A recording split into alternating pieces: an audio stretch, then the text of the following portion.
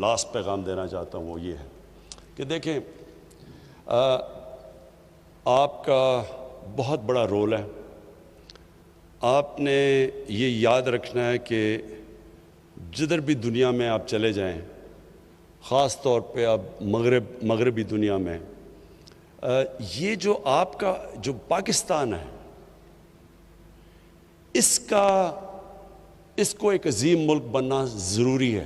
اب تک ہماری جو پڑھے لکھے لوگ تھے وہ سمجھتے تھے، ڈاکٹر کمیونٹی بھی، اور بڑی تکڑی ہماری پاکستان کی ڈاکٹرز کمیونٹی ہے امریکہ کے اندر اور یورپ میں بھی، لیکن امریکہ میں خاص طور پہ جو نارتھ امریکن پاکستانی فزیشنز ہیں، میرا ان سے بڑا انٹریکشن ہے، وہ بڑی پاورفل کمیونٹی ہے. لیکن جو میں حالات دیکھ رہا ہوں اسلاموفوبیا کے، جو بھی فرانس میں ہوا ہے، اور میں نے آج سارے مسلمان ملکوں کے جو ہیڈز آف سٹیٹس ہیں ان سب کو میں نے آج خط لکھا ہے کہ ہمیں ساروں کو مل کے مغرب کو بتانا چاہیے کہ نبی صلی اللہ علیہ وسلم کی ہمارے دلوں میں کیا جگہ ہے، کتنا پیار اور عقیدہ ان سے. تو کتنی ہمیں تکلیف ہوتی ہے جب یہ اس طرح کی ان کے اوپر کارٹونز یا کچھ بھی کرتے ہیں، تو یہ مسلمانوں کو کتنی تکلیف ہوتی ہے. تو یہ مسلمان ہیڈز کی ضرورت ہے کہ ان کو، یو این کو، یورپین سٹیٹس کو، ان مغربی سٹیٹس کو، سب کو بتائیں، کیونکہ وہاں یہ چیز نہیں سمجھتے. اور یہ جو چیزیں ہوئی ہیں ابھی فرانس کے اندر، اس سے جو مسلمان باہر رہتے ہیں ان کے لیے بڑی مشکل زندگی ہو گئی ہے. اسلاموفوبیا بڑھ گیا ہے، ہیٹ بڑھ گیا ہے ان کے خلاف. عورتیں جو نقاب پہنتی ہیں ان کو انسلٹ کیا جاتا ہے سڑکوں پہ. مسجدوں کے باہر اب بھی میں بھی دیکھ رہا تھا فرانس میں لوگوں نے مسجد توڑی ہیں. تو پہلے تو ہمیں مسلمان ملک میں جو مسلم لیڈرز ہیں، ہم سب کو اکٹھے ہو کے بتانا چاہیے مغرب کو کہ اگر آپ یہودیوں کی جو ہولوکاسٹ ہے اس پہ آپ اتنے سینسٹیو ہیں، اور ٹھیک ہے آپ سینسٹیو ہیں، کیونکہ ان کے کسی بھی ہیومن کمیونٹی کو تکلیف ہوتی ہے تو سینسٹیو ہونا چاہیے. لیکن ہمارے لیے بھی ہماری سینسٹیوٹی دیکھیں کہ ہمارے لیے یہ سب سے اللہ کی جو کتاب ہے قرآن اور نبی صلی اللہ علیہ وسلم کا جو پیار ہے، یہ سب سے زیادہ ہمیں تکلیف دیتا ہے جب اس کے خلاف ان کی کوئی بے حرمتی کرتے ہیں آپ. لیکن جو میں آپ سب کو ڈاکٹرز کمیونٹی کو کہنا چاہتا ہوں کہ دیکھیں، اب تک ہم سوچتے تھے کہ ہم باہر چلے جائیں گے، وہاں کام کریں گے اور باہر بڑے اچھے پیسے ملتے ہیں. لیکن جو حالات بنتے جا رہے ہیں، یہ پاکستان کو ٹھیک کرنا ضروری ہے. یہ پاکستان کو ہم ایسا ملک بنائیں کہ کسی کو باہر جانے کی ضرورت نہ پڑے. یہاں ہم ایسے سسٹمز لے آئیں، یہ ایک ایسا ملک ہو. اور جو میری خواب ہے ایک دن کہ باہر سے لوگ یہاں نوکریاں ڈھونڈنے آئیں، یہ وہ ملک بننا چاہیے. اس کے لیے ساری قوم کو، میں پھر سے کہتا ہوں، سٹرگل کرنی پڑتی ہے. آپ نے کوئی بھی بڑا کام کرے، ڈاکٹر بنے، آپ کو کتنی سٹرگل کرنی پڑتی ہے.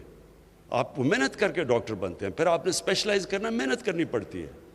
آپ ایک ملک کو ٹھیک کرنے جا رہے ہیں تو ساری قوم کو مل کے محنت کرنی پڑتی ہے.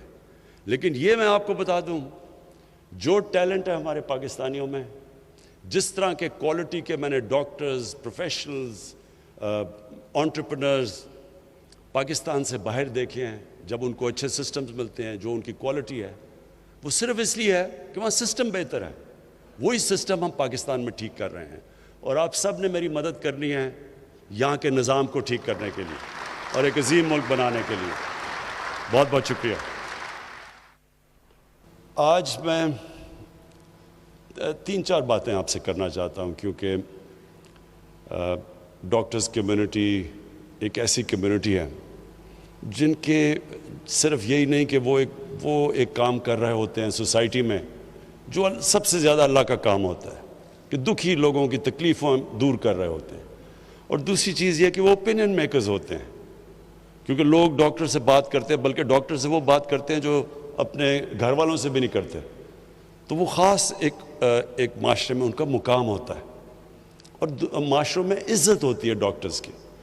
تو سب سے پہلے کہ دیکھیں، میرا جو ایکسپیرئنس سب میڈیکل پروفیشن سے ہوا جب میری والدہ کو کینسر ہوئی، اور تب پہلی دفعہ مجھے اندازہ ہوا کہ پاکستان کے ہاسپٹلز ان کی سٹینڈرڈ گرتی جا رہی تھی.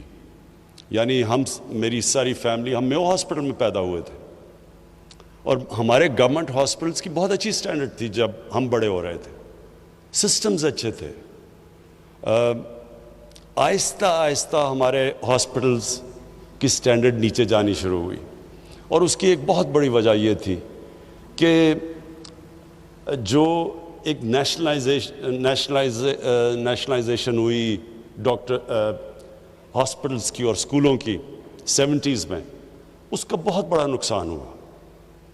اور کیونکہ میں اس کو ایک واٹر شیڈ سمجھتا ہوں کہ اس کے بعد ہمارے اسکولوں کی بھی سٹینڈرڈ نیچے چلی گئی، گورنمنٹ اسکولز نیچے چلے گئے، ہمارے گورنمنٹ ہاسپٹلز نیچے چلے گئے، اور پھر پرائیویٹ اسکولز بھی آنے شروع ہوئے اور پرائیویٹ ہاسپٹلز بھی آنے شروع ہو گئے۔ اور اس کی وجہ یہ تھی کہ سزا اور جزا ختم ہو گئی۔ جب سے اللہ نے دنیا بنائی ہے، جس سسٹم میں سزا اور جزا ختم ہوتی ہے وہ سسٹم نیچے چلا جاتا ہے۔ کیا وجہ ہے کہ میں محنت کروں اور مجھے بھی اتنے ہی پیسے ملیں اور وہ جو ایک ڈاکٹر محنت ہی نہ کریں؟ جب جس سسٹم میں یہ ہوتا ہے وہ سسٹم کبھی کمپیٹ نہیں کر سکتا۔ تو جب ہمارا یہ سسٹم آیا اور آہستہ آہستہ یہ جو سب کی پروموشن ہو جاتی تھی اور پھر سب کی سیلری انکریز ہو جاتی تھی، کوئی تمیز نہیں کی جاتی تھی کہ محنت کون کر رہا ہے اور کون محنت نہیں کر رہا، اس سے ڈیٹیریشن ہمارے ہاسپٹلز میں آنی شروع ہوئی۔ اور یہی ہمارا گورنمنٹ اسکولوں کے اندر آہستہ آہستہ وہاں بھی ڈیٹیریشن شروع ہو گئی، اور پھر پرائیویٹ اسکولز بڑھنے شروع ہوئے، پرائیویٹ ہاسپٹلز آنے شروع ہوئے، کیونکہ جو پیسے والے لوگ تھے وہ تو اپنا پرائیویٹ ہاسپٹلز میں جا سکتے تھے، لیکن عام لوگوں کے لیے، غریب لوگوں کے لیے گورنمنٹ ہاسپٹلز ہو گئے، اور کیونکہ صرف غریب جانا شروع ہوئے تو ان کی اور سٹینڈرڈ نیچے جانی شروع ہو گئی، اکاؤنٹیبلٹی کم ہو گئی، اور جو امیر لوگ تھے وہ پرائیویٹ ہاسپٹلز میں، اور پھر جو سپر رچ تھے وہ اپنی چیک اپس بھی لنڈن کروانے شروع ہو گئے۔ تو اس سے ہوا کیا کہ جب جو ملک کے فیصلے جنہوں نے کرنے تھے ہیلتھ کیئر کے اوپر، جب ان کو کھانسی بھی ہو تو وہ لندن چلے جائیں، تو پھر کس نے پرواہ کرنی تھی کہ پاکستان کا ہاسپٹلز اور ہمارے انسٹیٹیوشنز کیسے امپروو ہونے تھے؟ تو یہ جو آہستہ آہستہ ڈیٹیریشن ہوئی، ہم اب اس سٹیج پہ ہیں کہ ہمیں اب اس ساری چیز کو ٹھیک کرنا ہے۔ مجھے لوگ کہتے ہیں جی جب سے میں ابھی 2 سال 26 مہینے ہوئے ہیں، عمران صاحب کدھر گیا جی نیا پاکستان؟ میں ان لوگوں کو سمجھا کے تھک گیا ہوں کہ نیا پاکستان ایک سوئچ نہیں ہے، گورنمنٹ آئی سوئچ ہوا تو نیا پاکستان بن گیا۔ یہ فیری ٹیلز میں ایسی چیزیں ہوتی ہیں۔ اصل زندگی کے اندر ریفارم پروسیس ایک جد و جہد کا نام ہے۔ ایک قوم جد و جہد کرتی ہے چینج کے لیے، پوری ایک قوم مل کے سٹرگل کرتی ہے، پھر چینج آتا ہے۔ اور دنیا میں بڑی بڑی قوموں ہمارے سے برے حالات سے اٹھ کے کہاں پہنچ گئی، لیکن سٹرگل کر کے پہنچی۔